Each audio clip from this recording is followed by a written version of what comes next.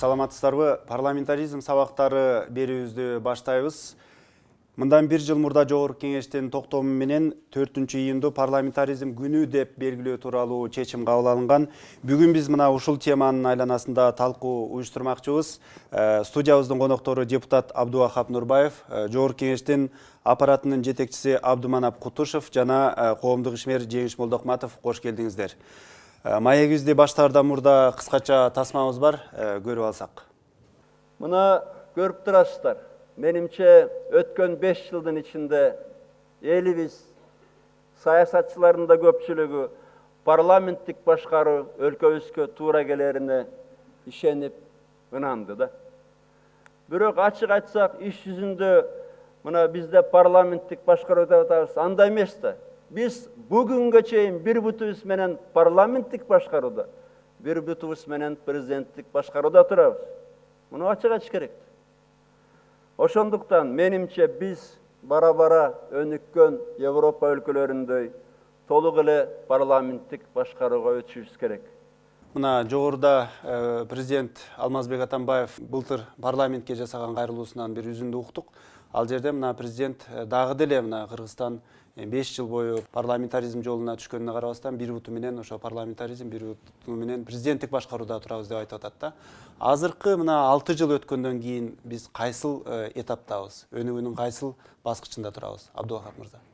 Biz önügünün bir iki baskışına көтөрүлүп калдык. Анткени биз өз ушуга чейин 6 чакырылыш парламенттин тарыхын карап көрсөк, бизде ошол чакырылыштар эрте тараган парламент болду. Анан бир партиянын үстөмдүгү менен болду. Анан эң башкысы акыркы 5-чакырылыштагы парламент ошо парламентаризмди өнүктүрүүгө чоң салым кошо алды. Биринчиден бул бир партиянын монополиясын жокко чыгарды.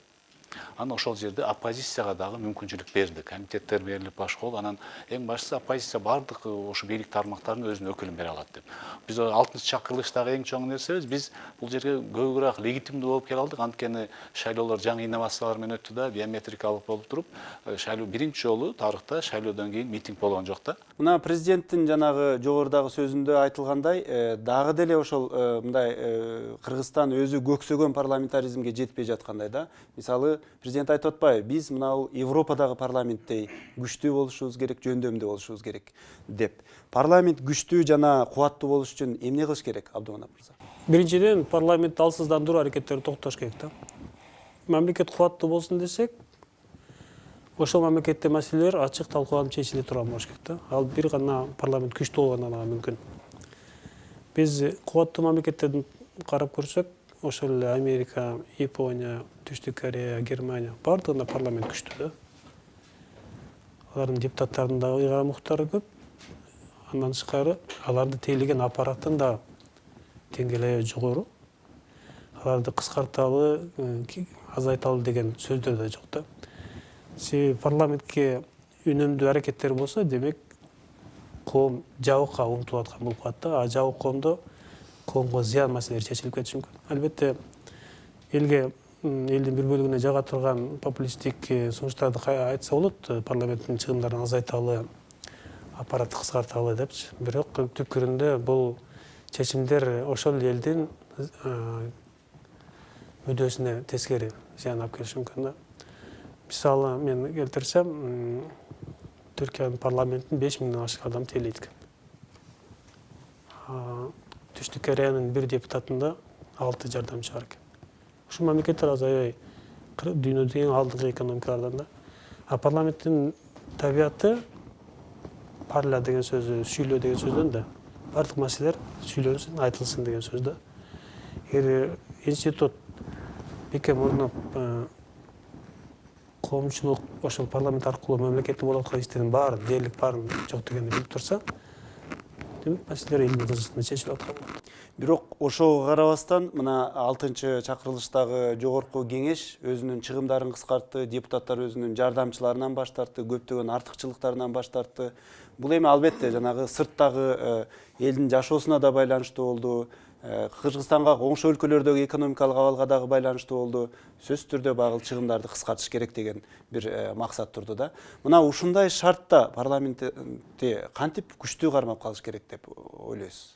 Биздин айырмабыз, легендар парламенттен азыркы 5 жана 6 чакырылыштагы парламенттин айырмасы легендар парламент жасап аткан иштер, көз карандысы декларациясы, туу, гимн, башка атрибуттардын кабыл алынышы, ошол убактагы Советтер Союзуна кирген 15 республиканын баарында өткөн.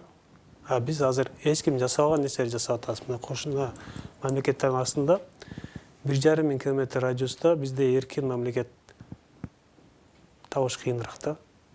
Өзү коомдо адамдар мамлекетке нааразы болбой жашаш үчүн 4 нерсе керек да. Биринчиден, социалдык адилеттүүлүк керек.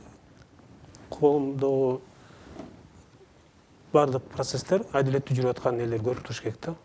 Жок дегенде салыштырмалуу адилеттүү жүрүп аткан көрүп туруш керек. Экинчиден, жарандардын ар намысы деп эленбеш керек. Бул жагынан дагы мыйзамсыз жазалоолор, мыйзамсыз токтотуулар, милициянын зордук зомбулугу деген, кыйноолор деген мүмкүн болушунча жокко чыгыш керек да. Үчүнчүдөн, адам өзүнүн эркин сезиш керек. Бул жагынан бизде жакшыбыз, Кудайга шүгүр. Жана өлкө өнүгүп аткан адам көрүп туруш керек да, ошондо мамлекетке нааразычылык болбойт. Түпкүрүндө биз ушуга акырын баратабыз да. Албетте биз тез жеткизип келет бир нерсеге, бирок 5-6 жыл өтө узак мөөнөт эмес. Менимче ушундай темпте кете берсек, бир 10-20 жылда жакшы эле жетебиз. Азыркы шартта депутаттар ушуна чыгымдарды кыскарталы деп айтып алгандан кийин, кызмат машыктарынан баш тартабыз деп алгандан кийин, албетте бул чакырса депутаттар андай чыгымдарга барбайт. Себеби публиканын астында ушундай убадалар берип алышты. Кийинки чакырса депутаттар кандай чечим алат көрүп жатабыз. Бирок түпкүрүндө бул чечимдер парламенттин иштөө жыйынтыгына, чечимдердин натыйжалуулугуна таасир бербесе жакшы болот эле деген тилек бар да.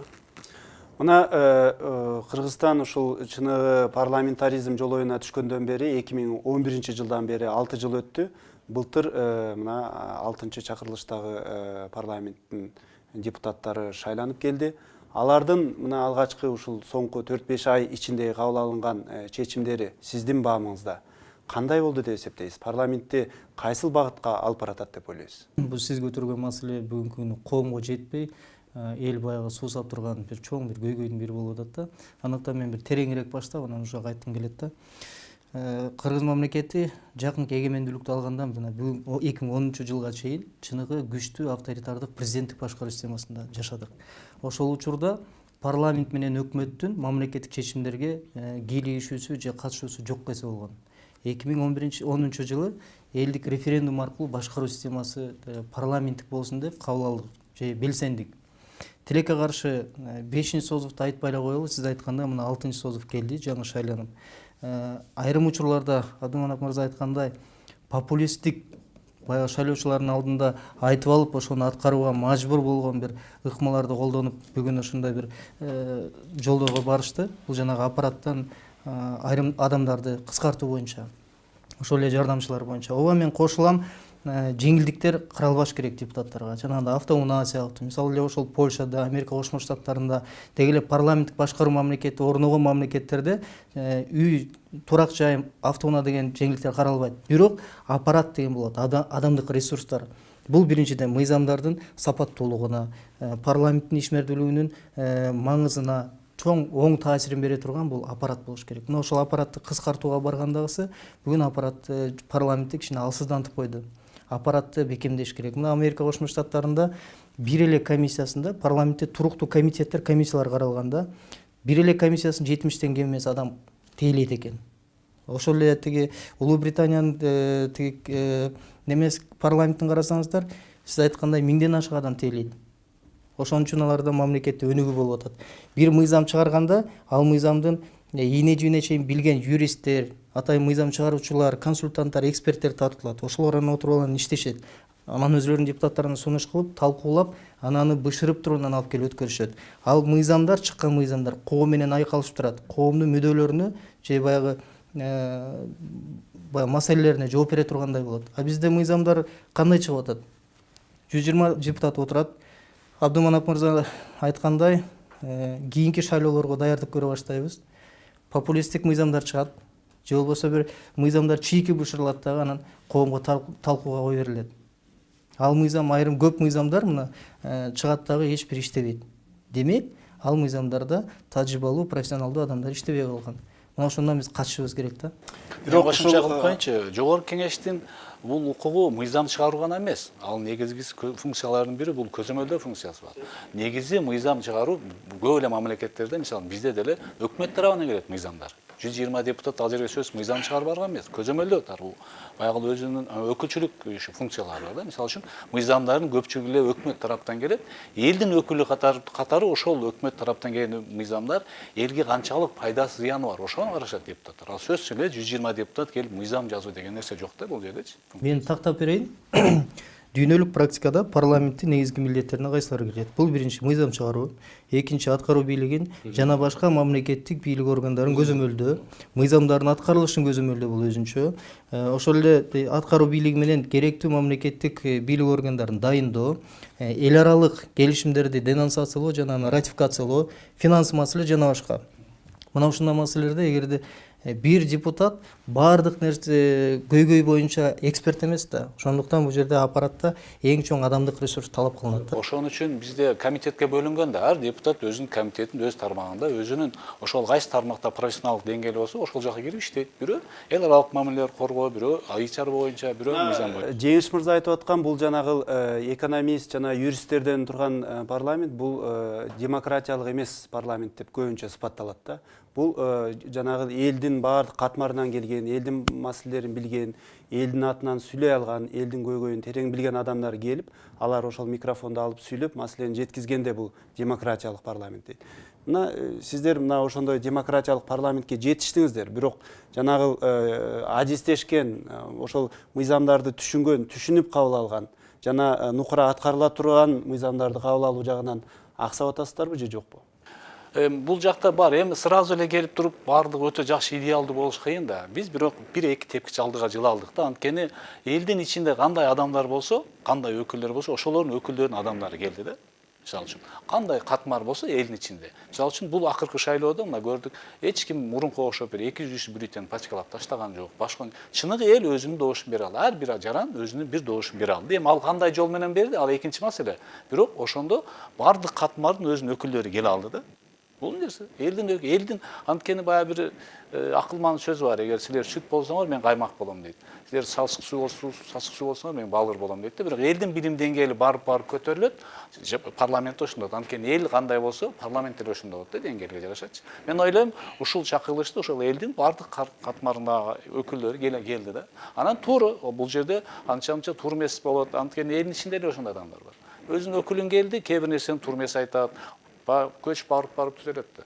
Бул боюнча айтып койсом, мына парламент популярдуулугу боюнча да. Парламент табияты боюнча популярдуу болбойт да. Мен бир политологдун айткан эсимде, Мигранян деген Москвада бир конференцияда катышты элек. Алардын изилдөөсү боюнча Америкада парламент, конгресс менен сенат 11%-тен ашпайт экен популярдуулугу. Россияда 22%-тен ашпайт экен. Демек калктын 5тен 1 бөлүгү эле Россияда парламентти жактырат экен да. Бизде деле ошондой көрүнүш болуш мүмкүн. Себеби ким эле талаш тартыш болуп кызычы болуп аткан органды жакшы көрсүн да. Бирок ошо талаш тартыштын артынан анан кыргыз мамлекетинде болуп аткан процесстер жөнүндө билип атат, башка органдардын иши жөнүндө билип атат. Жыйынтыгында чечимдер барып ошо элдин кызыкчылыгында кабыл алынып баратат да. Азыркы парламент толук өзүнүн баягы элдин үмүтүн актап атат. Жанагы байкоочулар айткандай, жанагындай бир толук күтүүлөрдү, үмүттөрдү актап атат деп айтууга негиз барбы? Же азыр чынында эле парламент алсырап, жанагы аппарат жагынан дагы, депутаттын мүмкүнчүлүк күч кубаты жагынан дагы алсырап турган мезгилби? Аппаратка мен расмий киришкениме 2-жума кетип атат. Азыр анализ менен, изилдөөлөр менен, кыдырып көрүү менен элек болуп атам. Албетте мүчөлүштөр көп, анын арасында техникалык мүчөлүштөр, кабинеттердин жайгашышы, персонал боюнча дагы маселелер бар. Бирок жыйынтыгында биз аппаратты максималдуу түрдө кадр тарабынан дагы, техникалык жабдыктар тарабынан дагы, мүмкүнчүлүктөр боюнча дагы күчтөндүрүш керек да. Аппарат күчтүү болсо, парламент күчтүү болсо, мамлекет кубаттуу болот. Бүгүн ушу 6-созувда тилекке каршы олигархтар келди да.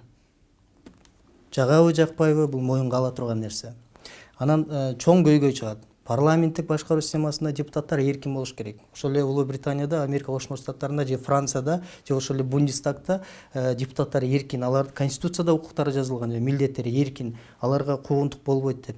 Ал эми биздеги депутаттар сүйлөгөндөн коркуп атышпайбы? 120 депутаттын мына бир 20-30 абдан активдүү иштеп атасыздар, калгандары отурат. Эмнеге? Артында бизнеси бар, чоң көйгөйлөрү бар. Бирөөгө тийишип албайын, бирөөнү айтып ийбейин деген коркунуч бар. Мына ушундан арбышыбыз керек. Ошондо чыныгы парламенттик система болот да. Байлыктын күчү менен ошол парламентке келген депутаттар тууралуу чындап эле мындай буга чейин дагы абдан кызуу талаш талкуулар жүрүп келе жатат. Мындан кийин кандай болуш керек деп ойлойсуз? Ошол чындап эле тигил жана олигарх депутаттардын бийликке келип, саясатка келип, анан кийин бизнесин коргоп отурбастан мамлекет үчүн иштөөгө жол ачыш үчүн эмне кылыш керек? Парламенттин өткөнүнүн негизги себеби деле ушул болсо керек. Анткени 5-чи чакырылышка караганда 6-чы чакырылышта баягы элдин талабы дагы партиялардын тизмесинен жаш, таза, жаңы адамдарды көрөбүз деген үнүн эске алды партиялар. Эми толук болбосо дагы кандайдыр бир деңгээлге салынды, кийинкиде дагы алынат. Бул барып оңолот деп ойлойм да. Анткени бир чакта эле бир жаңы депутаттар келип, жалаң ошон адам келип калыш бул реалийге туура келбейт да. Акча ошол партияларга мисалы үчүн акча да кетет, шайлоо системасына, башкасына. Бирок элдин деңгээли, билим деңгээли көтөрүлгөн сайын мен ойлойм, электин баягы тешиги кичинейет дагы көбүрөөк элене баштайт да. Мисалы үчүн 5-чи сазыска караганда бизде азыр жаш, таза, мамлекет үчүн күйгөн депутаттар бар. Списокко кирип, эч кандай акчасы жок адамдар эле келишип атышат. Бирок 5-чи чакырылышта мындай көбүрөөк курч мындай сүйлөгөн депутаттар, өз оюн мындай көз карандысыз айткан депутаттар көбүрөөктөй сезилди эле да. Абдыманап мырза, сиз да мына ошол жакта депутат болуп иштеп көп эле мындай курч маселелер каралды эле. Салыштырганда кимиси курчураак? Мен 5-чакырса депутат болдум. Албетте мен азыр кандай пикир айтсам да субъективдүү болбой калат, объективдүү болбой калат. Субъективдүү пикир болот. Албетте ар ким өзүнүкүн мактайт дегендей мен 5-чакырышты макташ мүмкүн. Бирок эл тандады. Биз ошо менен эсептешибиз керек. Кийинки шайлоого чейин ушул парламентте иштешибиз керек. 6-чы чакырылыштагы эми 1 жыл болуп, 1 жыл иштейли, анан баа берип көрүңүздөр дагы. Бул чакырышта деле толук иштейли. Жөндөмдүү адамдар көп. Ошол эле бизнестен келгендер деле пикиринен бизнесте күчөтүп кетишкен кишилер эмес да. Алар деле жөндөмдүү болгон үчүн бир топ ийгиликтерге жетишти да. Анан арасында такыр бизнеске тиешеси жок, жөнөкөй эле кесипке болуп жүргөн адамдар деле бар, депутат болуп келгендер бар. Мына Абдувахап мырза айтып атпайбы? Бул жерде жанагы бир аз көрөлүү курч депутаттар чыгат деп айтып атпайбы?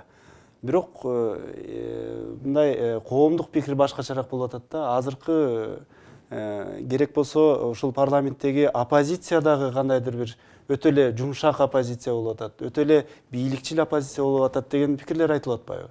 Мисалы, бирок ошол эле учурда сиздер мына оппозицияга орун берилди, депутаттардын баардыгы көз карандысыз деп айтып атасыздар. Кайсыл пикир туура? Эми бардык пикирден өзүнүн ошол ар ким ар кандай ойлойт да, коомдо ар кандай пикирлер бар. Бирок оппозиция да өзүнүн ролун аткарып атат, аткарганча. Анан бирок кемчиликтер деле бар. Кээ бир маселелерде оппозиция жакшы чыга албай калат туура. Анан биз деле мисалы үчүн өзүбүз ошол позицияда турган депутаттар коалиция биригип өкмөт шайлаганда ошол мүмкүнчүлүк берели деп атабыз. Анан сөзсүз элге чыгып эле бирөөнү жамандап бир ачуу сөз менен бакырып элден ачык алам дегене туура эмес да. Шарт берип биринчи ошолорго карата сунуш бере алыш керек. Эгер бул туура эмес болсо кандай сунуш айтасың деп. Сөзсүз кетсин эмес да, анда өзүңдүн сунушуңду айт, кандай жолу бар депчи. Айрыкча бул 6-чы чакырылыштагы жанагы мандат талаш окуялары, ошондой эле жанагы шайлоонун процессинин өзүндөгү айрым бир мүчүлүштүктөр, ушулардын баардыгы бир ойго салат да. Бул биз жанагы жалаң эле бийликти көксөгөн, бийликти колдонуп өзүнүн байлыгын коргоону көздөгөн же болбосо баягы жердешчил, өзүнүн регионун гана ойлогон лидерлер эмес, жалпы мамлекеттик улуттук лидерлерди алып чыга турган парламент качан келет деп ойлойсуз? Кандай кылганда ошондой бир деңгээлге жетебиз? Негизде кыргыздар кыйын экенбиз да дүйнөдөчү. Баягы демократиянын туу чокусуна келип туруп, ошо парламентти да кыргызча кылып койдук да. Анан эми мен ойлойм, бул чыныгы парламенттик башкарууга кийинки шайлоолордо шайлоо кодексин биринчи өзгөртүшүбүз керек. Эң биринчи. Мына башка мамлекеттерде жүргөндөй эле округтарга бөлүшүбүз керек. Ар бир округда ар бир шайлоочу партиянын тизмесине жана партиянын тизмеси менен келаткан кандидатка да добуш бергендей кылышыбыз керек. Азыркы парламент ошол өзүн өзү оңдоп түзөп, мындан аркы парламент парламенттик башкарууну өнүктүрүп кетүүгө чамасы жетеби? Чамасы жетет деп ойлойм. Анткени элдин талабы ошондой болот. Элдин талабы ушундай болуп атат. Анан элге карап туруп иш кылат бардыгы. Ошол эле ошол шайлоону, биометриканы дагы өркүндөтүп, көбүрөөк автоматташтырсак, мүмкүн болушунча баягы адам аралашпай турган кылып биз барабыз. Менимче ошого анткени коом ошону талап кылып атат, ошого барат да. Анткени бул дүйнөдө чоң бир демократиянын баягындай толкуну келет, биз андан сыртта калып кала албайбыз. Ошого барабыз. Биз бир нерседен качышыбыз керек да. 2011 жылы жаңы парламент келет. 2014 жылы шайлоо кодекси талкууланат, коомчулукка чыгат. Ал жана округдарга бөлүнүү 3 түрү менен чыккан. 2015 жылы айтылды, жок партиялар биригет, кыскарат, бир 2-3 эле гана партия келет деп. 5-созувда 5 фракция болсо, мына азыр 6 фракция болду. Эмки созувда 7-8 фракция болуп калышы мүмкүн. Ошондуктан бул эң биринчи жогорку кеңештин депутаттарынын милдети деп ойлойм. Анан коомчулуктан сөзсүз түрдө сунуштар айтылат. Эми кийинки шайлоо кодексине өзгөртүүлөр киргизип, сапаттуу парламент алып келиш керек. Эң эле жөнөкөй мисал айтып берейинчи. Мындан акчанын күчү көрүнбөйдүбү? Эмки шайлоолордо ошол эле теле берүүлөрдө, теле дебаттарда бир 15-20га бөлүп койсо болот. Тармак менен. Тармак менен бөлүп, ар бир тармак боюнча ар бир партиянын өкүлү сүйлөгөндөй кылып койсок, ошондо партия өзүнүн өкүлдөрүн тандап калат, адистерди талдап калат да. Мына ошондон партиянын программалары, идеяларын күрөшү болот. Башка мамлекеттерде болгондой. Же болбосо жарым жыл мурун ошо шайлоого даярдыктар көрүлө башташ керек. Партиялардын программалары элге чыга башташ керек. А бизде кандай? Биз турабыз дагы, сиз айткандай тияктан тигинин акчасы бар экен, мунун мындай кадыры бар экен, кел алып кел. Ортого акчаны коюшат да, анан шайлоо кирип кетип атпайбызбы? Туура, бирок биз мына постсоветтик мамлекеттердин ичинен ошо Прибалтика менен Грузияны кошпогондо парламенттерде биз эң алдыда кетип атабыз. Анан тажрыйба жок. Бара ошону үйрөнүп болуп атат да баардык нерсе. Мисалы эл аралык коомчулук менен ошол ОБСЕ башка мамлекеттердин өкүлдөрү келгенде биздегиге жогору баа берет да, салыштырмалуу ушул. Мисалы үчүн Орто Азияда биз баштаган жолду биздин кошуналар баштай элек эле.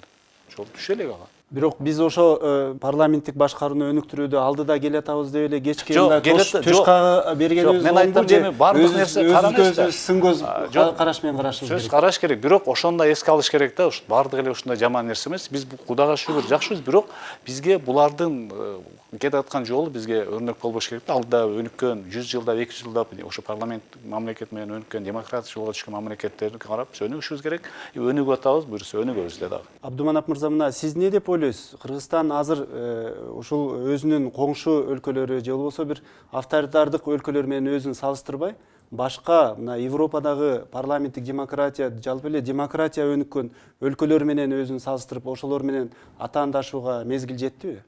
Бизде аныс деле азыр европалык система. Парламент системасы, партиялык курулуш Европанын моделине ылайыкташып жасалган. Жана айтылып кеткен округтарга бөлүү маселеси чындап эле талкууланган убагында. Мен каршы болгондордун арасында болчумун. Себеби Кыргызстан унитардык бирдиктүү мамлекет катары алыш керек. Округтарга бөлүү жөнүндө сөздү биз элдин улам талаш тартышатып, мээсине улам кое бербешибиз керек да. Кыргызстан бир деген мамлекет, бир мамлекет деген түшүнүк элде калыптаныш керек. Преференциалдык добуш берүү, фамилиялык добуш берүүнү киргизсек болот. Убактысында технология келип калгандачы. Анда партиянын тизмесинде таанымал адамдарга, эл жактырган адамдарга көбүрөөк добуштар келет да. Ошондо чыныгы элдер тандалган партиялык тизимге келиши мүмкүн. Бирок анын да минустары бар. Мисалы ошол Италия мамлекети убагында ушундай ар бир кандидатка добуш берип жүрүшүп, 50 жылдын ичинде 50 өкмөт алмашкандан кийин кой мындай болбойт экен деп, себеби партиялык тизме менен келген адамдар, кээ бир адамдар лидерден да көп добуш алып алышы мүмкүн экен да. Ал лидер тоготпой калат экен. Көбүрөөк добуш алгандар, азыраак добуш алгандардын үстүмдүк кылып калат экен. Анын партиянын ичинде биримдик болбой, коалициялар бат-бат бузула берип, өкмөт бат-бат атсак кете берип, чыйынтыгында алар кайра жабык тизмеге түшкөн да. Бизде жесткий список деп коебуз, ошого түшкөн да. Биз азыркы системаны улантып кете бербейлиби? Болгону 6-жыл иштеп атабыз. Мүмкүн болсо өзгөрүүлөр көп тушар кылбай эле, өтө эле талап кылса турмуш, анда өзгөртүүлөр киргизип да. Конституциябыз деле жаман эмес, Кудайга шүгүр. Мыйзамдарыбыз деле бизде азыр кодекс эмес, шайлоо мыйзамдары. Жогорку кеңеш депутаттарын жана депутат президент шайлоо боюнча конституциялык мыйзам бар, жана жергиликтүү кеңештин депутаттарын шайлоо боюнча мыйзам бар да. Ушул мыйзамдарга керектүү турмуш өтө талап кылган өзгөртүүлөрдү киргизип, бирок негизинен түпкүрүндө маанисин көп өзгөртпөй ушундай кете бергенибиз жакшы да, менин пикирим. Маегиңиздерге чоң рахмат. Ушуну менен бизге бөлүнгөн убакыт соңуна чыгып калды. Биз бүгүн 4-июнь парламентаризм күнүнө арналган талкуу уюштурдук. Студиябыздын коноктору депутат Абдувахап Нурбаев, Жогорку Кеңештин аппаратынын жетекчиси Абдуманап Кутушев жана коомдук ишмер Жеңиш Молдохматов болду. Дагы бир жолу терең ыраазылык билдирем. Саламатта калыңыздар.